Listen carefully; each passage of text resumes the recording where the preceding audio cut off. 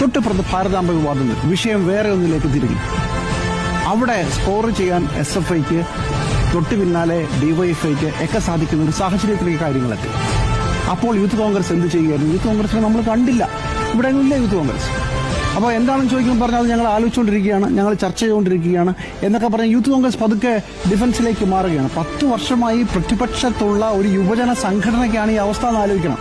അപ്പോഴേക്കും അടുത്ത വിഷയം വരുന്നു, കാൽ കഴുകൽ. അധ്യാപകന്റെ കാൽ കഴുകുന്നത് ശരിയോ തെറ്റോ? അപ്പോൾ തന്നെ DYFI ആ വിഷയം ഏറ്റുപിടിക്കുകയാണ്. അപ്പോൾ ഇന്നലെ ഈ കാൽകഴുകൽ നടന്ന സ്ഥലത്തേക്ക് മാർച്ച് നടക്കുന്നു, യുവമോർച്ച അതിനെതിരെ വരുന്നു. 2 സംഘടനകളും ഒരു യുദ്ധത്തിന്റെ ഘട്ടം വരുത്തുന്നു. നാളെ വീണ്ടും DYFI മാർച്ച് പ്രഖ്യാപിച്ചിരിക്കുകയാണ്. യൂത്ത് കോൺഗ്രസ് അവിടെ കാണുന്നില്ല. എല്ലാ